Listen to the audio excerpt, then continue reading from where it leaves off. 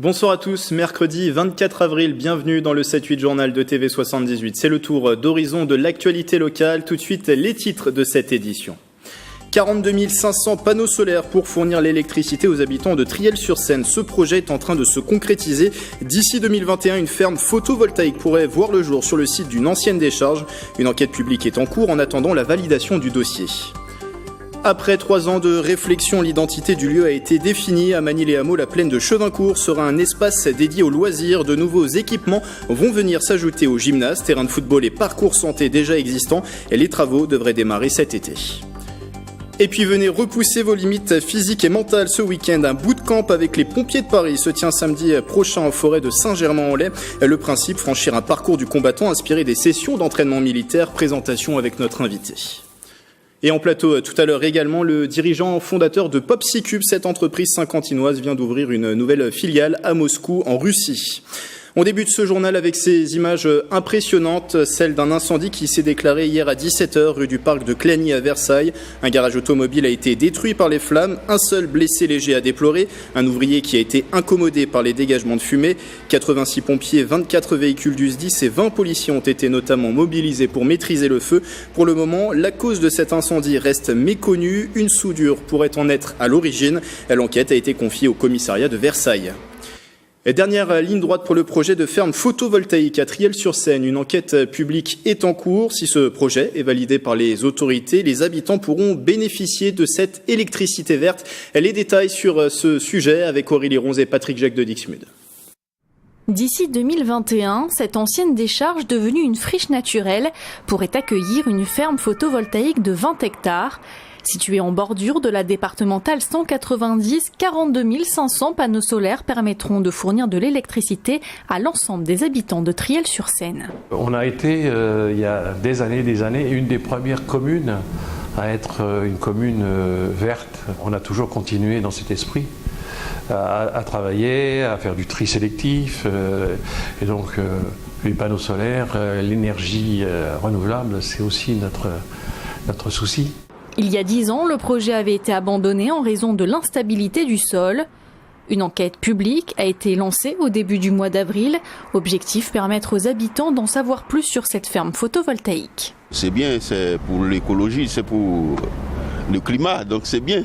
Que des avantages. On va remplacer des déchets par quelque chose de favorable à la nature. Dans le contexte actuel, c'est quand même pas une mauvaise idée, plutôt qu'une décharge. Enfin, sur une décharge, on ne pourra rien faire. Donc je pense que c'est une bonne solution aujourd'hui. C'est une alternative écologique intéressante, je pense. La société Urba Solar a été choisie pour aménager ce parc solaire estimé à 18 MW. En plus d'être une zone inconstructible, le site possède également un autre intérêt. On a un poste de transformation EDF à proximité. Donc le raccordement, il ne faut pas tirer du câble pendant 3 km. Et ça, c'est un avantage pour nous. Dans les prochaines semaines, le dossier sera entre les mains de la CRE, la Commission de régulation de l'énergie. C'est cet organisme indépendant qui est chargé de valider ou non le projet. Verdict aux alentours du mois de septembre.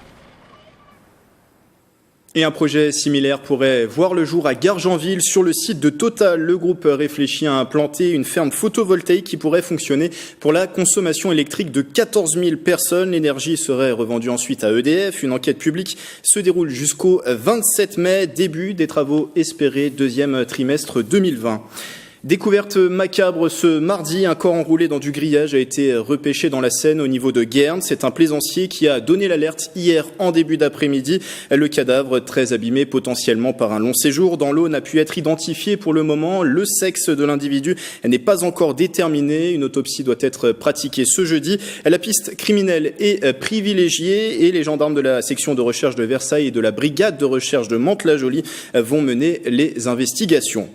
Du golf, du fitness et un parcours d'athlétisme. Voilà à quoi ressemblera la future plaine de Chevincourt. Des équipements sportifs existent déjà, mais la mairie de Magny-les-Hameaux veut accueillir plus de monde.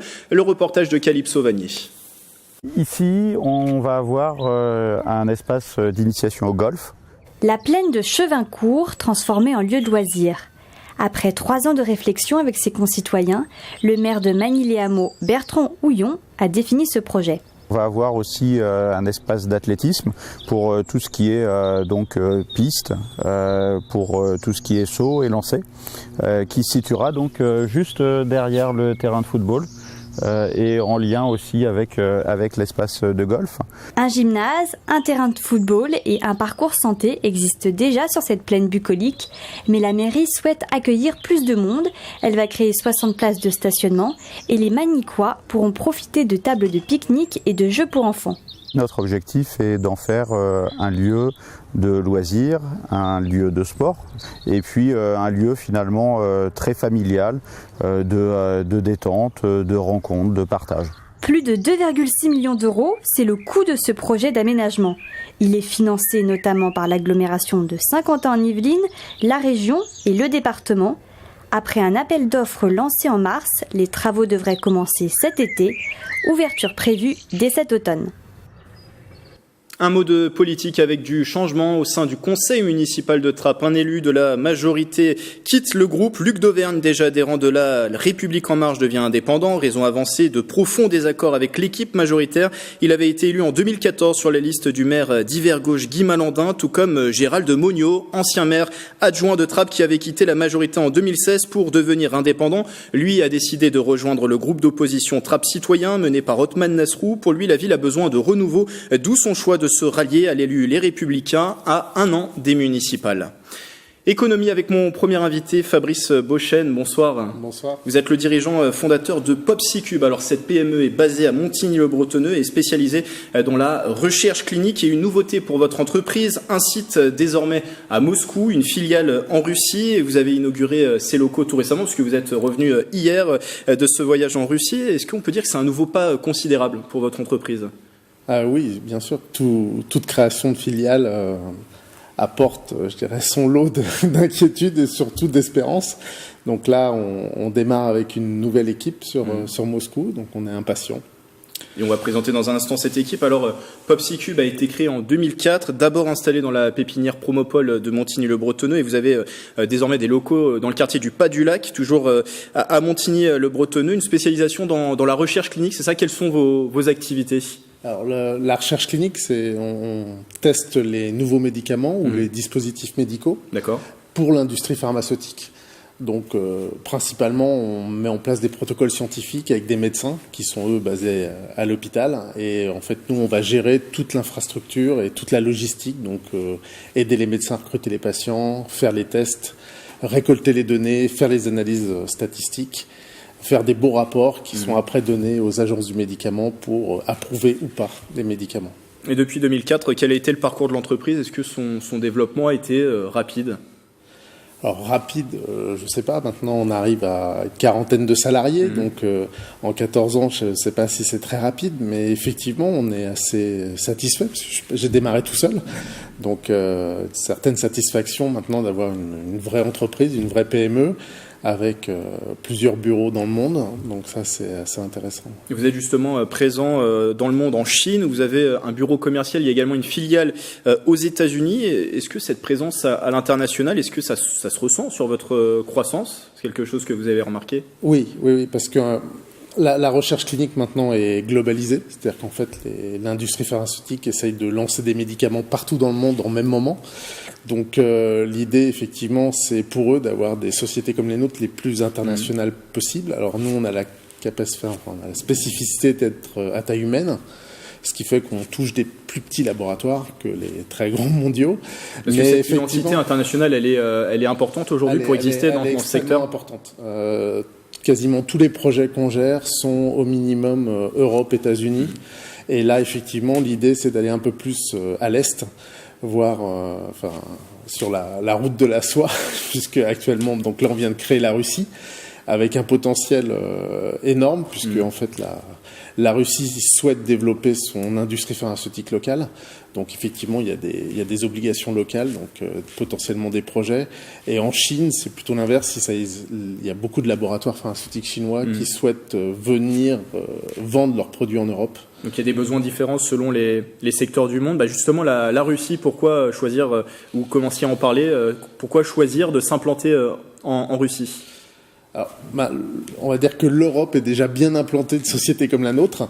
La Russie, depuis quelques années, se développe beaucoup. Il y a une pharmacopée russe qui se renforce, donc qui oblige en fait les laboratoires pharmaceutiques à aller chercher des patients en Russie ou à développer des études spécifiquement en Russie. Et puis c'était aussi l'occasion de, comme toujours, hein, c'est une relation humaine, donc effectivement on a rencontré une équipe sur place. Ça a collé.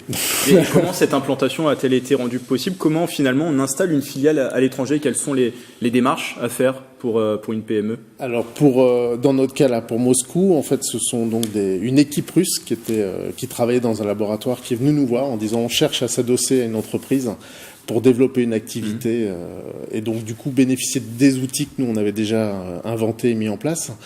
Après, la partie, on va dire, juridique est un peu compliquée, surtout quand on parle pas la langue du pays et qu'on n'écrit pas l'alphabet. Donc, on s'est fait accompagner par une société dont le dirigeant est français, qui est basée en Russie et qui aide les entreprises à s'implanter en Russie et donc qui organise tout le parcours un peu du combattant. Donc moi mon rôle ça a été de faire apostiller des documents, donc c'est des termes qu'on apprend, c'est-à-dire qu'il faut prendre des documents, les faire valider par la mairie ou le tribunal de commerce et après le tribunal de Versailles pour les faire tamponner et après on part avec tout ça en Russie. Sur des présences pour le coup plus locales. Pour réussir en Russie. Combien de personnes seront présentes sur place et qu'est-ce qu'elles vont y faire concrètement dans cette filiale? Alors pour l'instant on a 3 personnes en Russie, une gestionnaire, une personne qui va faire toute la partie commerciale et une chef de projet.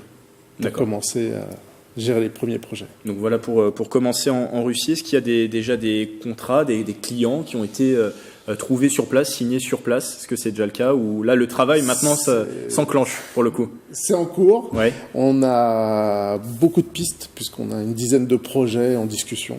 Donc on espère bien qu'il y en a quelques-uns qui aboutissent très prochainement. Et les objectifs, du coup, sur place, avec cette nouvelle implantation, quels objectifs vous fixez? C'est qu'on trouve les premiers projets. On fait à chaque fois étape par étape. Première étape, c'est de trouver les premiers projets. Et après, effectivement, de constituer une équipe de plus en plus grande. Voilà, nous, on est maintenant 25 à Montigny. L'objectif, c'est que d'ici 3-4 ans, ça soit pareil en Russie. Et poursuivre, pourquoi pas, ça sera le mot de la fin sur la croissance de 2018 qui a été assez forte pour votre PME, qui est une croissance de 60% en 2018. Oui, l'internationalisation, on a 2 spécificités. C'est qu'on est taille humaine, on a la partie internationale et on a aussi une grosse partie digitale. Et ça prend tout son sens. Si en 2004, on était un peu précurseur, maintenant, avec tous les objets connectés et autres, la recherche clinique utilise de plus en plus tout ce qui est objet connecté pour recueillir des données. Donc les perspectives sont bonnes? Les perspectives sont très bonnes, oui. Merci Fabrice Beauchesne d'être passé sur ce plateau, dirigeant fondateur de Popsicube, et je le rappelle, elle vient de s'implanter du coup en Russie à Moscou avec cette nouvelle filiale. En France, on revient en France, il faut 10 000 dons de sang par jour. Ils permettent de soigner plus d'1 million de malades chaque année. L'établissement français du sang organise régulièrement des collectes. L'une d'entre elles, plutôt, se tenait ce week-end à Versailles avec une particularité, une collation gastronomique qui était offerte au public. Mélanie Poquet. Un buffet sucré-salé pour dire merci aux donneurs. Des victuailles préparées par le traiteur versaillais Golupo. Une idée de la table ronde française de Versailles, un club composé d'hommes. Pour la première édition, on a contacté l'EFS, on leur a proposé notre projet et ils ont tout de suite accroché. En plus, ils ont besoin de ce type d'événement pour avoir constamment des poches de sang à disposition. Et les week-ends comme aujourd'hui, week-end de Pâques, sont des week-ends assez creux pour eux. Un don dure environ 1 heure. Dès 10h ce samedi, les Yvelinois répondaient présents. J'ai commencé à donner dans le cadre de l'armée, j'étais militaire avant. Et donc, c'est aussi une facilité logistique que j'ai de donner tous les mois. Je pense que tout le monde est susceptible d'en avoir besoin un jour. En ce moment, il y a une campagne qui nous dit que de donner son sang, c'est sauver 3 vies. Donc, je trouve ça vraiment incitateur. Pour cette 2e édition de Don du sang gastronome, une 40aine de donneurs se sont donné rendez-vous. L'établissement français possède actuellement 14 sites fixes en Île-de-France et organise près de 3000 collectes mobiles par an. En ces vacances de printemps, pourquoi pas tester vos limites physiques et surtout mentales, le tout dans une ambiance conviviale et militaire. Ce samedi, un bootcamp est proposé avec les pompiers de Paris. Ça se passe de 9h30 à 11h30 en forêt de Saint-Germain-en-Laye. Et pour en parler, une nouvelle invitée avec moi en plateau, Géraldine Lizard, bonsoir. Bonsoir. Vous êtes coach sportive et également co-organisatrice de ce bootcamp avec les pompiers de Paris. Déjà, quel est le principe d'un bootcamp ?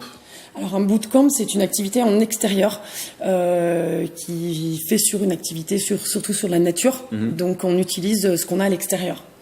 Donc là, ça va se passer effectivement en forêt de Saint-Germain-en-Laye par rapport à la proximité, notamment des adhérents qui vont y participer puisqu'ils viennent du Studio Fitness Club d'Orgeval. Et donc, il fallait trouver une proximité des gens dans le 78. La forêt de Saint-Germain-en-Laye est assez grande pour pouvoir faire pas mal d'activités. Et un bootcamp, ça fait aussi forcément écho aux entraînements militaires. Exactement. Donc après, il y a différentes thématiques. Nous, effectivement, on a choisi le bootcamp plutôt commando avec les pompiers de Paris, donc en exclusivité, parce qu'effectivement, c'est rare de pouvoir les avoir. Donc, ils nous font l'honneur de venir de chez eux de Paris jusque chez nous pour pouvoir nous proposer des activités en exclusivité. Ça, c'est une vraie chance, oui, d'avoir ces pompiers de Paris, qu'on le rappelle, ils sont militaires, les pompiers de Paris, donc pour animer ce bootcamp. C'est une chance. Exactement. C'est une activité militaire. Donc là, on va vraiment avoir des différents ateliers comme le monté de corde, le tirage de pneus. Après, je peux pas tout vous dire parce qu'il y a certaines surprises. Mais voilà, faut s'attendre à tout. Et le but, c'est de dépasser ses limites dans une ambiance effectivement militaire, mais surtout conviviale et fun quand même. Mais pourquoi proposer ce rendez-vous ? C'est justement d'avoir un moment festif, un moment convivial peut-être ? Alors nous, tous nos pratiquants pratiquent plutôt en intérieur. Donc là, c'est de les sortir de leur confort, de l'intérieur de la salle, pouvoir se rencontrer dans une autre ambiance, pouvoir faire venir peut-être leurs enfants, leurs maris, leurs femmes, en fonction effectivement des participants. Donc tout le monde peut y participer. Encore dernièrement, une maman qui nous dit ma fille, elle a 14 ans et demi, est-ce qu'elle peut participer ? Bah oui, si c'est pour le côté fun, challenge, montrer qu'on peut aussi bien faire que les adultes, oui, c'est possible. Donc ça veut dire qu'on soit un sportif chevronné, un sportif du dimanche, qu'on veuille simplement dépasser nos limites. Ça s'adresse vraiment à tout le monde. C'est accessible à tout le monde. On a des personnes, alors je vais peut-être vous faire sourire, après on a des personnes qui sont plutôt à la retraite par exemple, et effectivement qui se sont dit ouais pourquoi pas, et puis moi je vais montrer aussi aux jeunes que je peux le faire. Voilà, il n'y a pas que les jeunes, il n'y a pas parce qu'on fait que du crossfit qu'on peut y arriver, n'importe qui.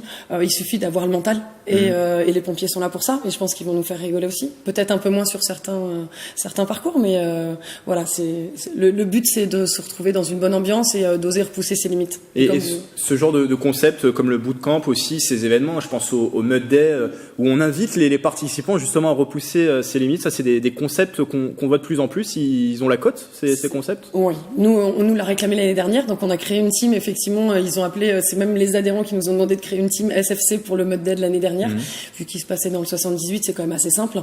Ils nous ont demandé de le refaire cette année. Donc ils demandent l'implication des coachs, l'implication des gens de l'accueil, les autres participants. Chacun s'entraîne les uns les autres, les plus jeunes, les plus âgés. Donc c'est assez motivant en fait pour tout le monde, et même les gens de l'extérieur qui font pas partie du club par exemple ont envie d'y participer parce que c'est quelque chose hors norme entre guillemets et sympa. On n'a pas besoin effectivement d'avoir des gros bras, de faire du sport tous les jours. Chacun peut y arriver avec ses capacités, donc c'est ce qui est sympa. Et c'est vrai que le bootcamp est arrivé un peu pour l'entraînement au Mud Day, puisque le Mud Day va avoir lieu, si je me trompe pas, au mois de juin.